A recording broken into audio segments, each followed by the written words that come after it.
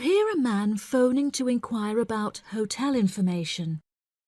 First, you have some time to look at questions 1 to 4.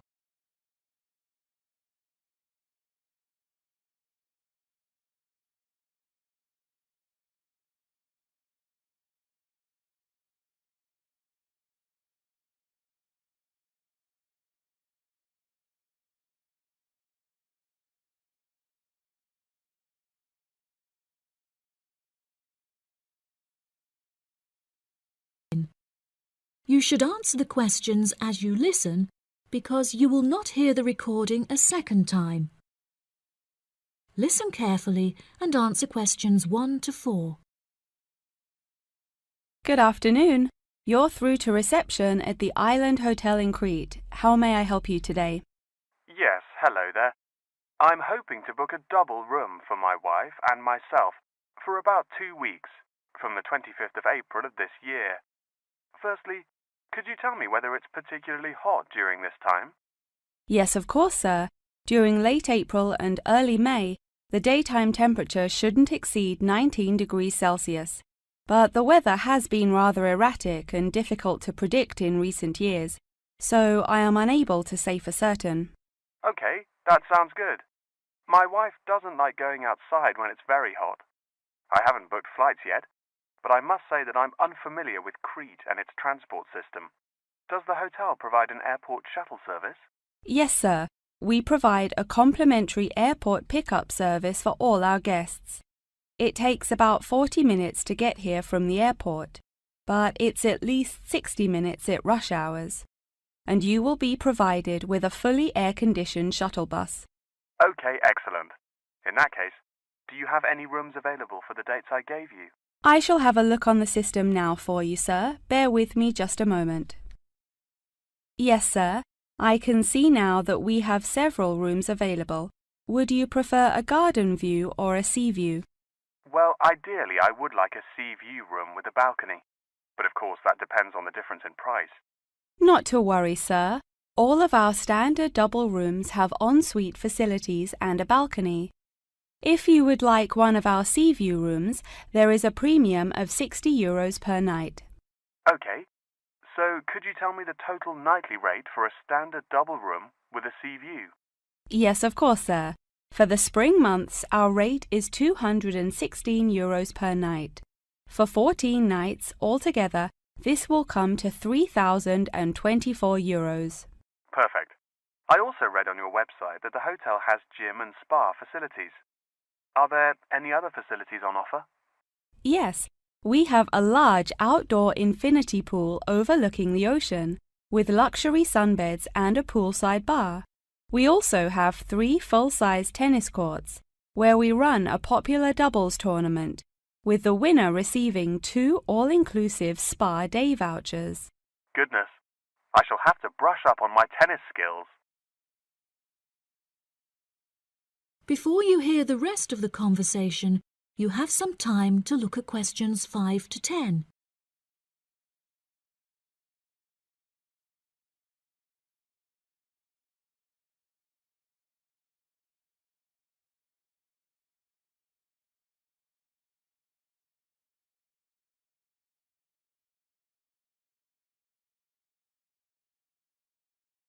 Now listen and answer questions 5 to 10.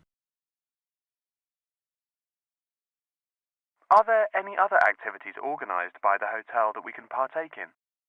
It's just that it's our wedding anniversary on the 30th of June, and I would like to provide my wife with a perfect romantic getaway. I can assure you, sir, that your wife won't be disappointed. Ours is a 5-star resort, which is renowned for its luxury and beauty. In terms of activities, the hotel provides thrice-weekly entertainment. On Tuesdays, guests will take a minibus and partake in learning to cook succulent fish dishes with our Michelin-starred chef Enrique. The class will take place in a beautiful valley deep in the Cretan hills, where guests will be treated to an intimate piano performance by our in-house concert pianist Pedro. On Wednesdays, a select number of guests will be fortunate enough to explore the mountains by helicopter. before being transported to a tropical Cretan garden by shuttle bus. Finally, on Thursdays, after a fancy dinner, we provide a spectacular fireworks display, which guests can view from the comfort of a cable car. Oh, wow. That all sounds absolutely wonderful. I shall book the room now, and then I need to look at flights so as not to become extortionate. Would you like to take my details now or later? That is the end of part 1. You now have half a minute to check your answers.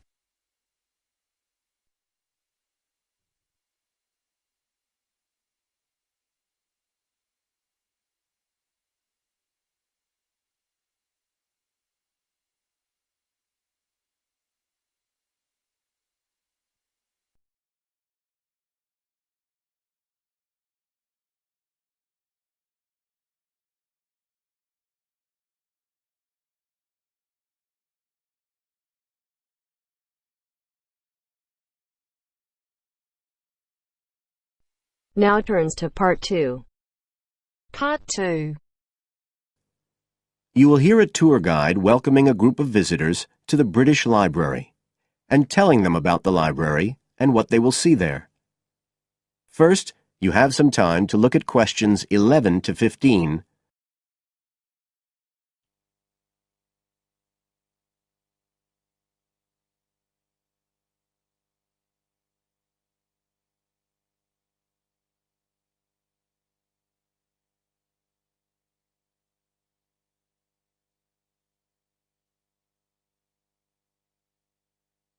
Now listen carefully and answer questions 11 to 15.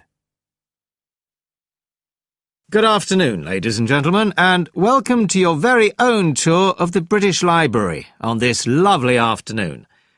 My name is Tony Walters, and I'm your guide for today.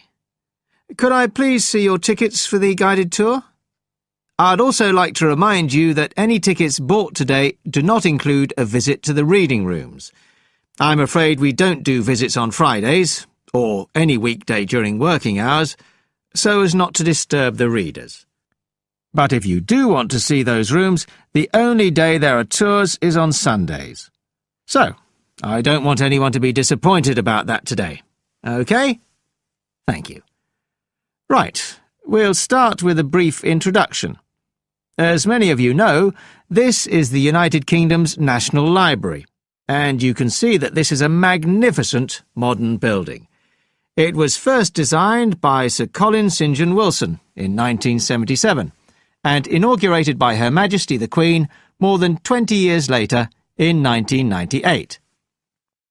As you can see, the size is immense, and the basements alone have 300 kilometres of shelving, and that's enough to hold about 12 million books. The total floor space here is 100,000 square metres, and, as I'll show you, the library houses a huge range of facilities and exhibition spaces. And it has 1,000 staff members based here in the building. So, you can appreciate the scale of our operation. In fact, this was the biggest publicly funded building constructed in the United Kingdom last century. It is still funded by the government as a national institution, of course, and it houses one of the most important collections in the world. The different items come from every continent and span almost 3,000 years. The library isn't a public library, though. You can't just come in and join and borrow any of the books. Access to the collections is limited to those involved in carrying out research. So it's really a huge reference library for that purpose, and anyone who wants to consult any materials that are kept here can formally apply to use the library reading rooms. You now have some time to look at questions 16 to 20.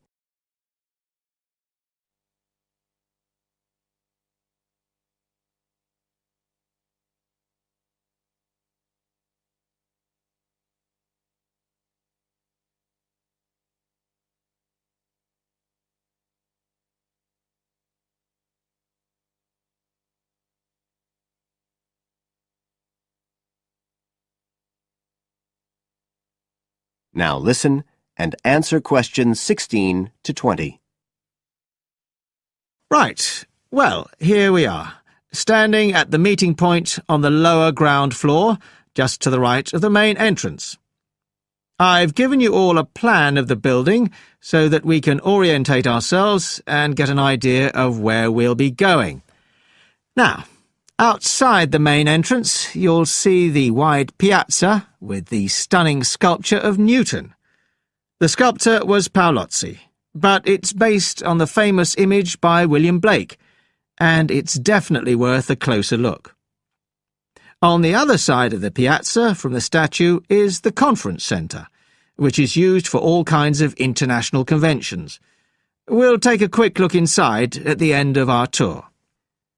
Looking ahead of us now, you'll see that we're standing opposite the staircase down to the basement, where you'll find the cloakroom, and to the left of that, we have the information desk, where you can find out about any current exhibitions, the times of the tours, and anything you need to know, if you don't have a tour guide. As you can see, on this lower ground floor, we also have a bookshop. That's the area over to the left of the main entrance. You'll be free to browse there when we get back to the ground floor. Now, opposite the main entrance on this floor, we have the open stairs leading up to the upper ground floor. And at the top of them, in the middle of the upper ground floor, you can see a kind of glass-sided tower that rises all the way up through the ceiling and up to the first floor. This is called the King's Library. It's really the heart of the building. It was built to house the collection that was presented to the nation in 1823 by the King. You can see it from every floor above ground. When we go up there, you'll find the library's treasures gallery on the left. Can you find it on your plan? That's the exciting one. So we'll be visiting that first, but we'll also take a look at the stamp display situated behind it on the way to the cafe. A lot of people miss that. The cafeteria runs along the back of the floor, and in the right-hand corner you'll find the lifts and toilets. Always good to locate them. The other main area on that floor is the public access catalogue section, and I'll show you how that operates when we get up there.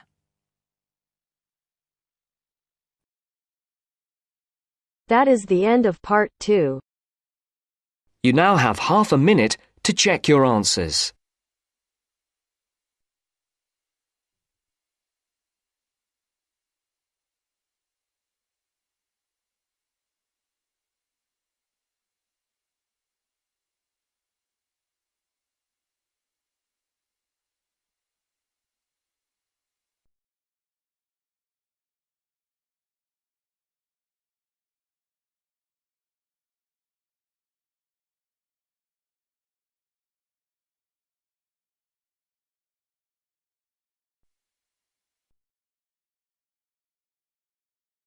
Now turns to part 3. Part 3. You will hear a conversation between a professor and a student talking about taking a course. First, you have some time to look at questions 21 to 25.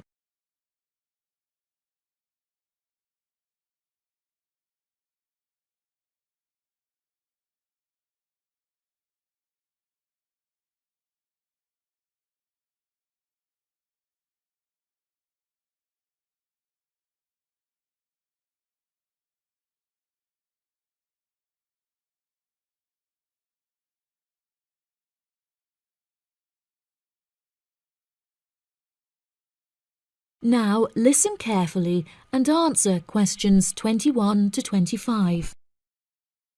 Excuse me, Dr. Twain. May I speak with you for a minute? Of course, please come in. I'm Charlotte York. I'm considering taking your course in tourism. Right. Well, Charlotte, how can I help you? I have been considering studying tourism. However, it is such an important decision that I would like to seek some advice about it first. Would you mind answering some of my questions? Absolutely. Fire away. Well, I have been discussing courses with my parents, and they are concerned that I will not be able to get a well-paid job with a degree in tourism. The reason that I want to study the course is that I have a great interest in the subject, and I think I would really enjoy it. I believe the only way that I will enjoy my life is if I enjoy my career. Happiness is far more important than money, don't you think? Absolutely. I would much rather be happy and poor rather than rich and miserable. Money cannot buy you happiness. I'm glad you agree. You needn't worry about money, Charlotte. A large part of the tourism course is dedicated to teaching students how to manage finances, a skill that you can apply to your everyday life as well. I would also recommend that you take a sideline course in time management, as this can be incredibly useful in efficiently planning your workload. Efficiency is the key to success. I'll remember that. Now, I have found that some students have natural talents that really help them to succeed in the course. Communication skills, for example, can be very beneficial. Do you have any strengths? Maths was always my favourite subject at school, so I really enjoy solving mathematical problems. However, I find statistics quite difficult. I have always been very capable and self-sufficient. I have a lot of confidence in my abilities and will take the initiative in situations without needing to depend on anyone else for their help. That's a really great quality to have and will be particularly useful if you choose to study tourism. That's great. I would recommend that you spend some of your time researching the course. A lot of people who are uneducated on the subject claim that tourism is a shrinking industry and that it will become irrelevant in the future. If you study the published research, however, you will see that the truth is quite the opposite. The industry has, in fact, grown significantly as people have developed an ever-increasing interest in culture and travel. Have you compared the university course with a polytechnic? Yes, I have. I was interested in studying the course in modules. However, the university doesn't offer that option. I don't have enough funds to be able to attend an expensive university, so I was relieved to see that the course is quite affordable. I also considered attending a summer school instead of university to save money, and so that I could work during the rest of the year. But I really wanted the university experience. I think that university would suit you well. Before you hear the rest of the conversation, you have some time to look at questions 26 to 30.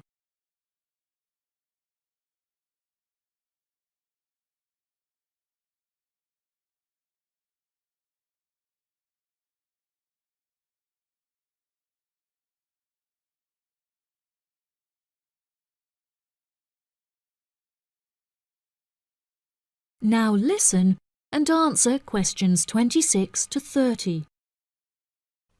Now, what about the courses? Are you interested in any of the other subjects on offer? I have looked at a few. I was interested in travel and business as it sounds similar to tourism. That is really worth learning. However, be aware that it is difficult and will demand a lot of your time. Okay, that's good to know. You might find that Japanese is an interesting course and it will teach you valuable skills in speaking the language. Personally, it's not bad and could be of some help, but not that much. Okay, Japanese. Got that. What about medical care? Well, if you have time, the course will teach you a lot about curing diseases and illnesses or dealing with injuries outside, although it's not essential. So, okay, if it's useful, I'll take it. If you enjoy using technology and are worried about fulfilling the entry requirements, computing is very relaxed about the skills that applicants must possess. I'm terrible with computers, so I'm not sure that I would enjoy that course. How about public relations? Yes, I would recommend that course. It would be related to entering the tourism industry, as it will educate you on how to approach clients and develop associations with them. That's great. Thank you so much for your help. That is the end of part 3. You now have half a minute to check your answers.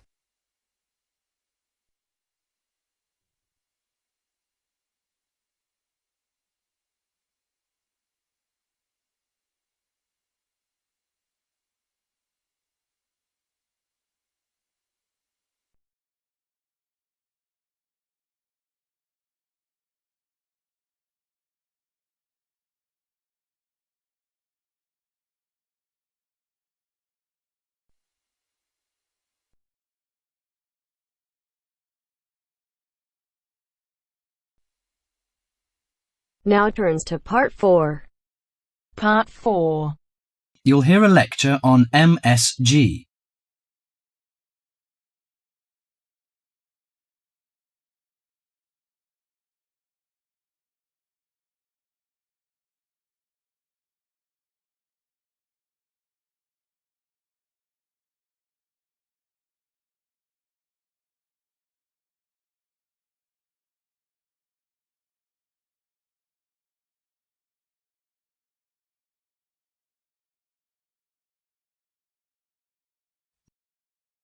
You've probably noticed that MSG appears regularly among the ingredients of your favourite foods.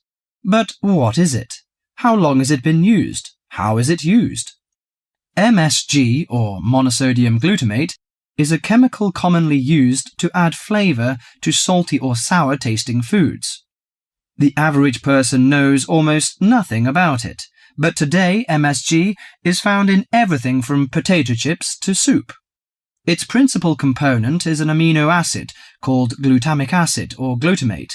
It was identified by Professor Kikunae Ikeda in 1908, but Eastern cooks have been using glutamate-rich seaweed as flavouring for more than 1,200 years. Glutamate is found in two forms: bound glutamate, which is linked to other amino acids forming a protein molecule, and free glutamate, that has no link to protein. Only free glutamate is effective in enhancing the flavour of food. Foods often used for their flavouring qualities, such as tomatoes and mushrooms, have high levels of naturally occurring free glutamate. MSG is usually produced through fermentation of corn, sugar beets, or sugar cane. The finished product is a pure white crystal, which dissolves easily and blends well in many foods. Monosodium glutamate enhances the basic flavour of many foods. New studies also show that MSG elicits a unique taste that is known as umami in Japan and often described by Americans as a savoury, broth-like or meaty taste. Umami may be the fifth basic taste, beyond salty, sweet, sour and bitter. As an integral part of cuisines around the world, this savoury taste is common to the bouillons of Europe, the oyster sauce of China, the soy and fish sauces of Southeast Asia, the pizza of Italy, and the chowders and stews of America. MSG helps bring out the best natural flavours in a variety of foods such as meat, poultry, seafood, and vegetables. While MSG harmonises well with salty and sour tastes, it contributes little or nothing to sweet or bitter foods. Results of taste panel studies indicate that a level of 0.1 to 0.8% MSG by weight in food provides optimum enhancement of the food's natural flavour. This is within the range of glutamate that naturally occurs in foods. Approximately 1/2 teaspoon of MSG is an effective amount to enhance the flavour of a pound of meat or 4 to 6 servings of vegetables or soup. MSG is a self-limiting substance. Once the proper amount is used, adding more contributes little to food flavour. Overuse of MSG, as with many other seasonings and spices, may cause some foods to have an undesirable taste. There is simply no substitute for wholesome, quality food and good cooking techniques. MSG makes good quality food taste better, but will not improve the flavour of poor quality food. Disturbingly, scientists have known since the 1960s that MSG kills brain cells in young animals. Further research suggested that MSG may also be responsible for ailments ranging from skin rashes to irregular heartbeat and depression. Reports vary on just what percentage of the population is sensitive to MSG. One researcher put the figure as high as 30%, but food industry-sponsored studies have suggested it as low as 1 to 2%. Baby food manufacturers agreed to take MSG out of their products in the 1970s, but it is still widely used in other foods. This is because MSG is an economical way of stimulating great taste. If you're making a chicken stew but can't afford a whole chicken, why not use a little chicken and a lot of MSG? Consumer groups in the USA campaign regularly against its use, but for many of us, MSG will continue to be a part of everyday life. Food, it seems, will always be a matter of personal taste. That is the end of part 4. You now have half a minute to check your answers.